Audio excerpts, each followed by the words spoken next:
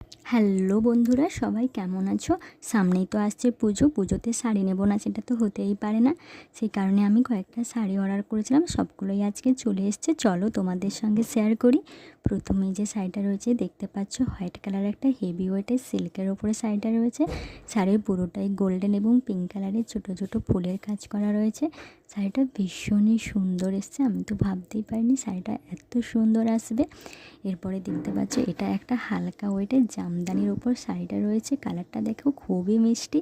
কালারটা ক্যামেরাতে red দেখালেও red, শাড়িটা কিন্তু রেড নয়, আবার পিঙ্কও নয়। শাড়িটা ঠিক কী কালার আমি বলতে পারছি না, তবে কালারটা ভীষণই মিষ্টি। ক্যাটালগটা দেখতেই পাচ্ছ, শাড়ির পুরোটাই এরকম গোল্ডেন কালারে কাজ করা রয়েছে। শাড়িটা ভীষণই সুন্দর এসছে। এরপরে দেখতে পাচ্ছ এটা একটা কটনের হালকা ওয়েটের একটা শাড়ি রয়েছে। কালারটা স্কাই কালারের রয়েছে এবং এর উপরে দেখো প্রিন্টের বড় বড় ফুল করা রয়েছে। এটা গরমের জন্য একদমই পারফেক্ট। শাড়িটা ভীষণই সফট এসছে।